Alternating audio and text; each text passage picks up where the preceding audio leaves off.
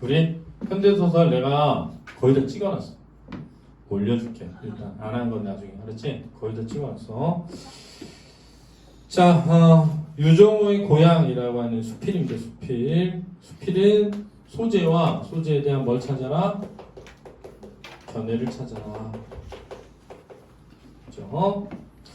무릉도원 얘기를 전하는 도연명이 복사꽃 지천으로 피는 마을의 복숭아 나무집 아들이었을 거라고 생각해 보는 것은 결코 부질없는 공상이 아니다. 그러니까 부질없는 공상이 마이너스니까 아니다니까 플러스야, 그렇지? 복숭아 나무집 아들이어서 무릉도원 얘기를 전하지 않았을까? 이렇게 생각하는 거죠. 그런 의미에서 종달새도 뜨지 않고 꽃나무도 없는 삭막한 아파트 단지에서 자란 어린아이다. 소재가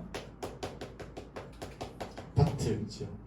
일반적으로 이런 거 도산자 다루는 작품이거든.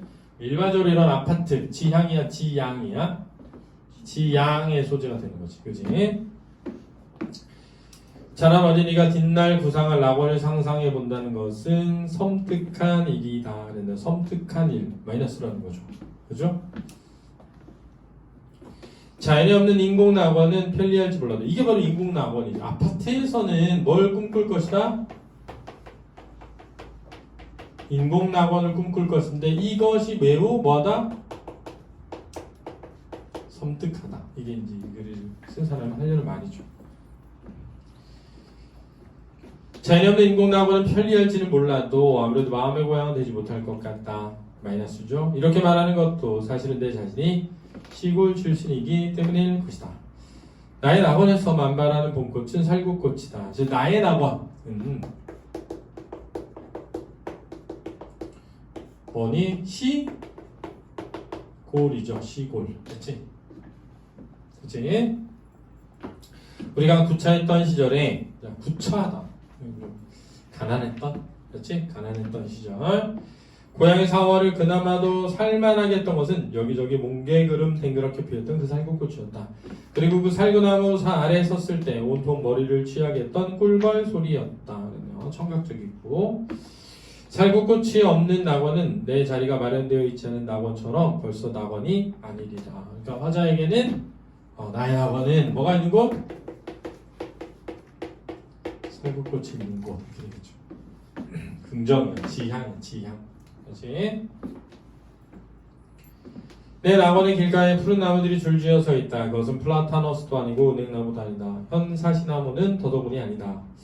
그것은 바람에 나부끼는 큰 미루나무다. 그래서 미루나무라고 그러고 지향이야. 이게 대비돼 있다. 그렇지? 다른 나무들하고 열매를 맺지 못하고 제목으로 쓸모없다 치더라도 상관은 없다. 사람들이 이렇게 부정적으로 봐도 난 괜찮아. 누가 뭐라고 내 낙원의 가로수는 단연코 미루나무다. 집을 나서서 무작정 표표하게 흔적 없이 길을 떠나고 싶었던 일이 어디 한두 번이던가 선입법이죠. 그렇죠? 이런 표현도 알아둬야 돼. 떠나고 싶었던 적이 많았다. 그때 남북으로 뻗어있는 신장로에서 어서 오라고 이파리를 든 것이 미루나무였다. 미루나무는 그 나그네의 훌륭함과 서러움을 아는 고향의 바람잡이였다. 의법스럽고 비유적이죠. 의법스럽고 비유적이다.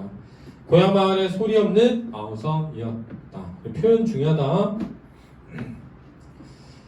나의 낙원에는 말할 것도 없이 새소리가 나다. 종달새라고 하기보다 노고지리라고 적는 것이 더 어울리는 저 초봉새 지저분이 떠오른다. 나는 새가 떠오른다. 나의 낙원에는 꽃은 살구꽃이 피고 가로수는 미루나무고, 그렇죠? 새들은 종달새, 노고지리가 있고, 그렇지? 보리 이삭 돋아나면 종달새 간다지. 떠나는 그날에도 보리필이 불어주마. 보리밭가에서 이런 노래를 불렀던 시절이 다시 올 리는 없다. 이런 노래를 불렀던 시절은 과거죠. 과거의 어린 시절에 다시 올 리는 없다. 다시 돌려준다 하더라도 우리 편에서 받아들이는지 의문이다. 너 다시 과거로 갈래? 그랬을 때 그럴래 할지는 의문이다 이거죠. 예전에는 막 그런 생각 하잖아. 과거로 돌아가고 싶다. 근데 이제 한 선생님 50 넘어가니까 그것도 됐습니다. 그렇게 되면 됐습니다. 이제 서서히 죽어가면 되죠. 그죠? 험난한 세월이 안겨준 쓴 잔의 뒷맛이 아직도 혀 끝에 남아있지 않은가? 자, 잘 봐. 험난한 세월이 안겨준 쓴 잔의 뒷맛이 남아있다. 마이너스거든. 그래서 돌아가고 싶지는 않다. 이렇게 되는 거지.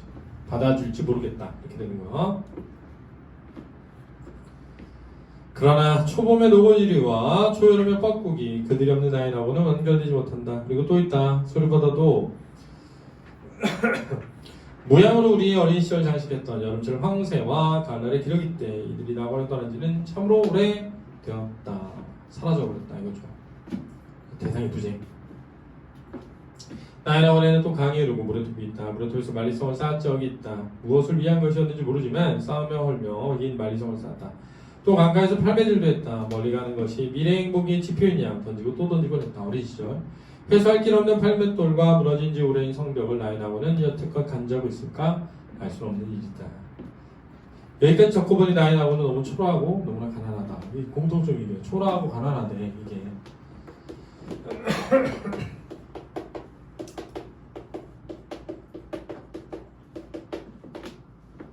일반적으로 마이너스야. 냉장고가 없고 자동차도 없고 아스팔트가 없다. 있는 것은 푸른 하늘과 청명한 나날과 맑은 풍경, 구차한 이유들 뿐이다. 그래서 구차는 뭐라고? 가난한. 그치? 가난하게 살아가는. 노고지리 뜨는 보리밭과 소리 없는 아우성으로 몸이 기울어진 마을 미루나무와 나룻배가 떠있는 강물이 있을 뿐이다. 나원의 구상은 아무래도 고향과 어린 시절의 재구성임을 면치 못하는 것이다. 결론이 뭐야? 결국 나의 낙원은 뭐다? 고향과 어린 시절의 재구성이다.